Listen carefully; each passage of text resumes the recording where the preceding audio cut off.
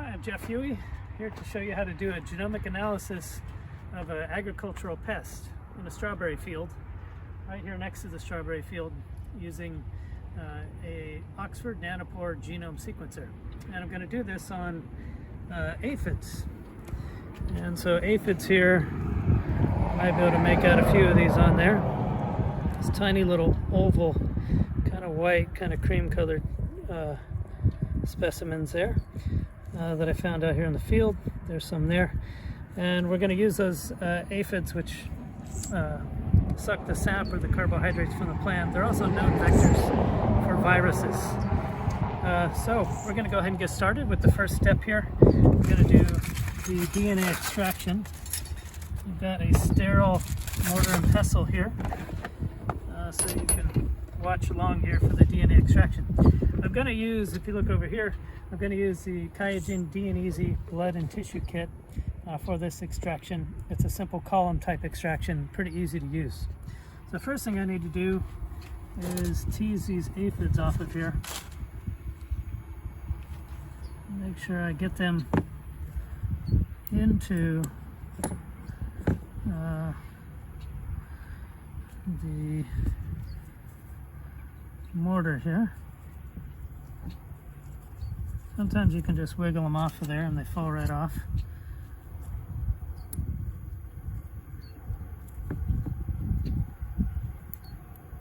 A little hard to pick off there. But they're on there. There's a few of them. They're just kind of small. Okay. Alright, so I got those in there. I'm gonna put my mortar and pestle there for a second.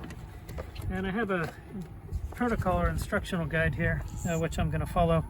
And we're going to start off with what's called the ATL buffer.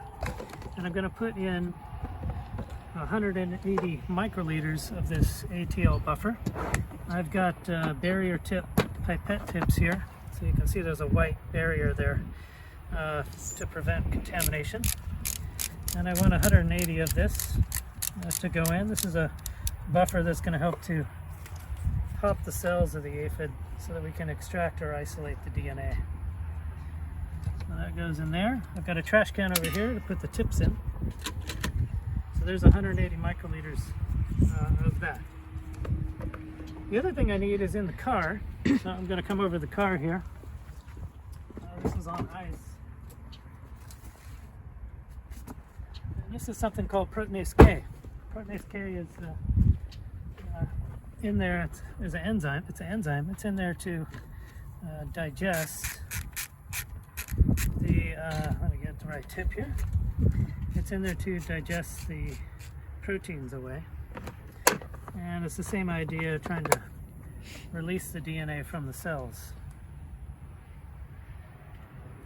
So 20 microliters of proteinase K and 180 of that first buffer. Get this in here. Buffer ATL. And then what I'm going to do is grind this up here. Mortar and pestle.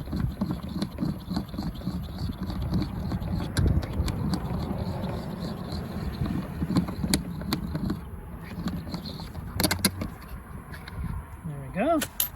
And I need a tube here to put this sample into. So I've got what's called a microcentrifuge tube, and with that microcentrifuge tube I'm going to pipe it on all the liquid using this large pipetter here. It's called a P1000. The other one I was using is a P200. P1000 pipettes 200 to 1,000 microliters. The P200 pipettes 20 to 200 microliters. So different types of pipettes here for different volumes. So I'm going to pipette that in now. There we go. And now I'm going to incubate it over here. Now you want to incubate this at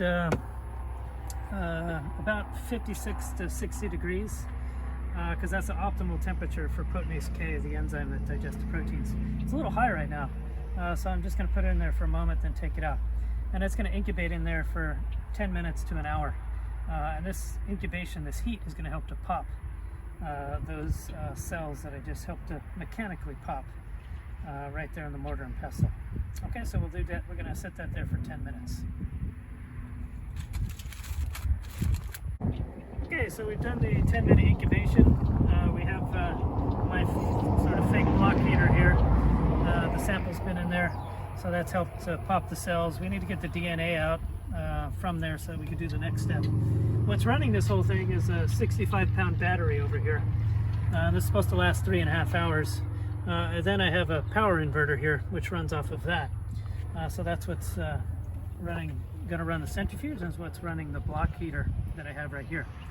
So we take this sample out now at this stage, and you can sometimes mix it too. It just helps to those cells pop. You can mix it too as you're doing the sample as well. What we're going to do next here is I've got these all lined up, the Qiagen reagents here for the DNA extraction. The next is going to be the AL buffer, followed by 100% ethanol, followed by 2 washes. So first what we're going to do here is I've labeled the tube. You can see it says aphid and scribble. So I have that there. What we're going to do is we're going to add 200 microliters of the AL buffer to that. And usually I like to kind of open this up beforehand so I can put that in.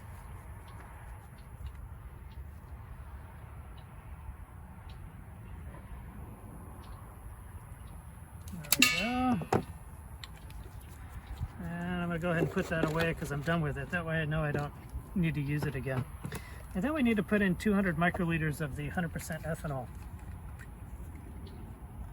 So we're going to have 600 total microliters inside of, I'm going to leave the tip on there because I'm going to use it. 600 total microliters inside of that tube right now. So what that means is I'm going to come over here now and turn the dial so that it goes up to 600, because I'm going to pipette all of that, there we go, into the DNA extraction column, which looks like this.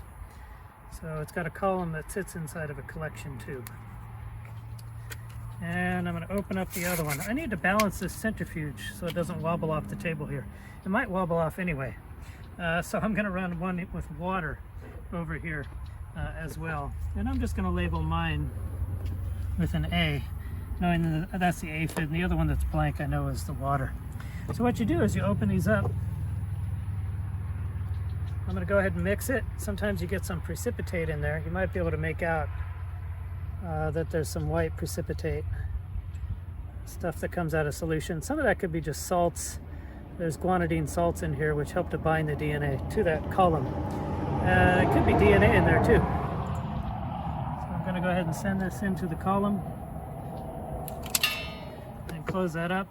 To balance the centrifuge here, I'm just going to put water into this other blank column here.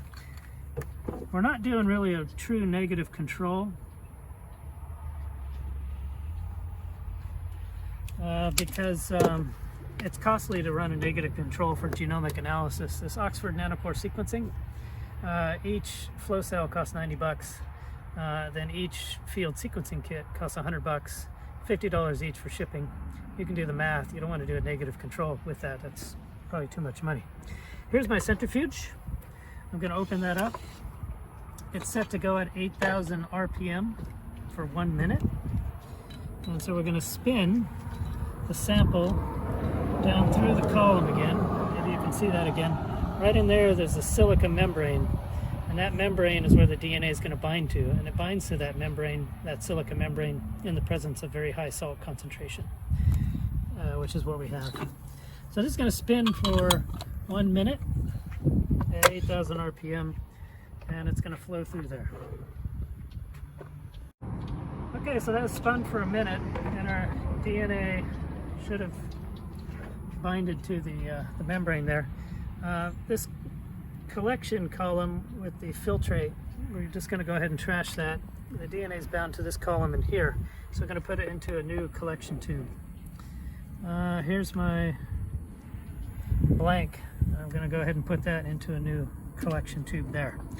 So the DNA is bound to there, but it's dirty. And what we need to do now is wash it with, get rid of all that salt and anything else in there.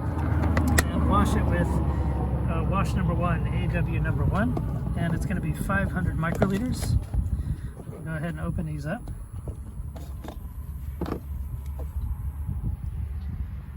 And here we go.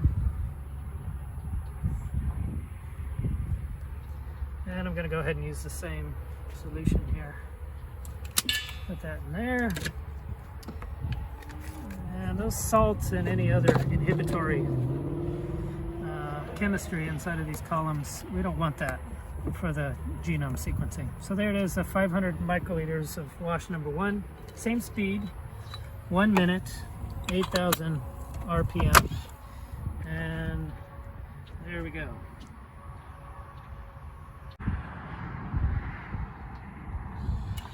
Okay, so we just did wash number 1. And this time we're going to keep that collection tube and get rid of the filtrate, the flow through.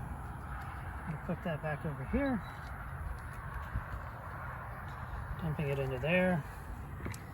And now for this next step, what we're going to do is do another 500 microliters. So we got this pipette here, 500 microliters. So that's half a milliliter. And we're going to put that into the same columns here.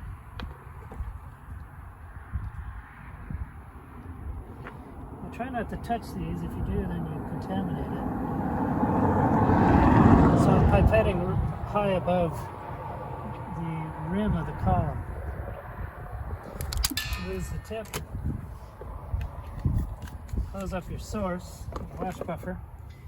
Close your lids here. And now I'll put these into the centrifuge. This one has to go for 3 minutes at full speed. So this mini spin Eppendorf centrifuge, you can change the minutes here on the left, and you can change the revolutions per minute times 1,000 on the right. So we're going to go as fast as this goes, 13,400 revolutions per minute, and hope it doesn't wobble off the table.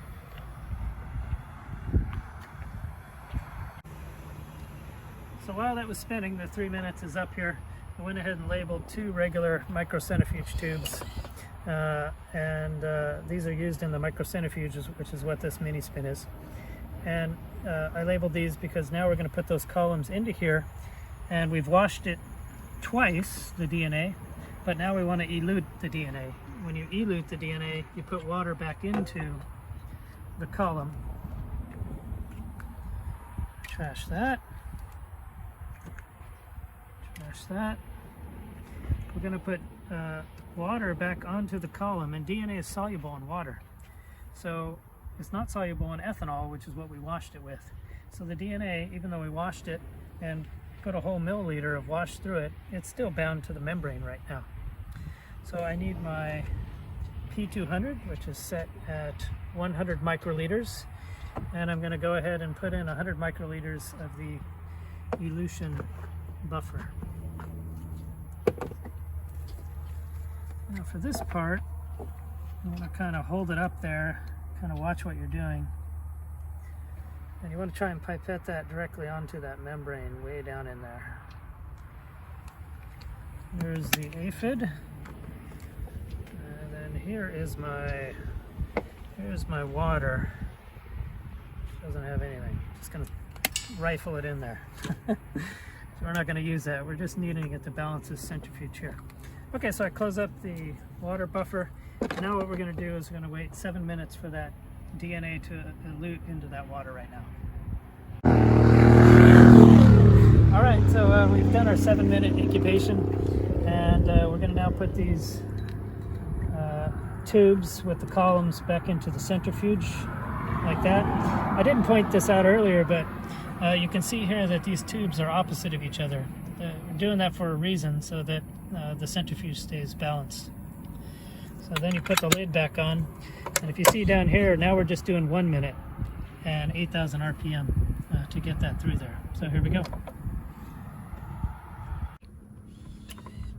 Okay, so we've done our 1 minute elution, pulling these tubes out here, and you can see there that the liquid has gone through, and now that liquid contains the DNA from our aphid. Still need the centrifuge though for the next step. So this is not really concentrated DNA. That's 100 microliters of liquid. We really only need 10 microliters to perform the genomic analysis, so we want it to be a nice concentrated sample. So this is pretty dilute at this stage. So what we're going to do next here, we're done with the DNA extraction. I'm going to lose these columns that were on top and leave these tubes as they are here. But we're going to go ahead and use these millipore Microcon DNA Fast Flow filters. And what they allow is for water to flow through a membrane that's inside just above this little white portion on this column. The water flows through, some salts flow through, but the DNA that's large in size, 100 base pairs or higher, does not flow through. So we're going to concentrate this using the centrifuge, concentrate it down to about 10 microliters is the goal there. So what we do is take that 100 microliters that we had here of DNA extract from the Qiagen DNeasy DNA extraction. You can just send it right in there. And we don't need this anymore. And I'm going to go ahead and close the top on it so it looks like that. And to balance my centrifuge here, I'm going to go ahead and take my water sample and throw that in there as well.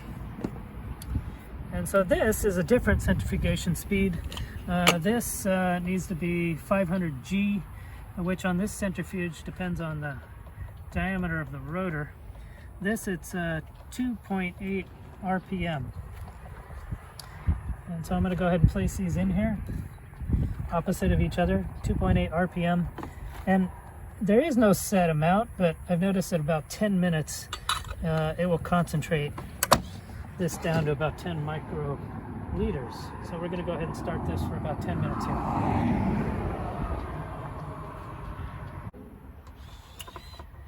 Okay, so we've gone 10 minutes here.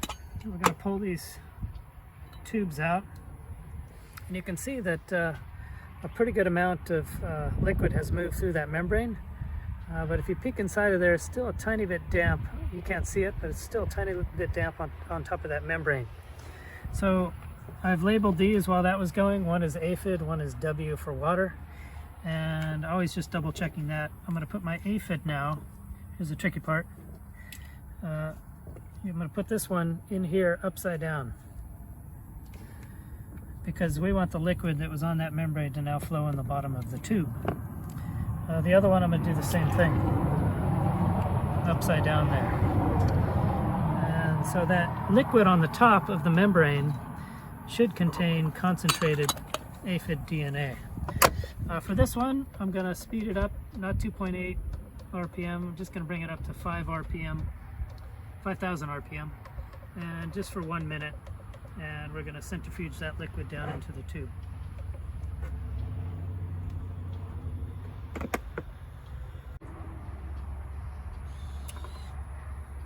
Okay, so we spun the tube down and we got a tiny little bit of liquid in there, which is about 10 microliters inside of there. That's our concentrated DNA. I'm going to go ahead and seal up this aphid tube. I'm done with the water one, I don't really need it anymore. And I'm going to be done with the centrifuge at this stage, so I close the lid and turn that off. So now we have this DNA extraction that's concentrated, and we get to go to the next step. The next step is going to be the library formation, the DNA sequencing library. So I'm going to rearrange this table here, bring out some other stuff, keep my DNA there because we're going to use that to make the genomic sequencing library.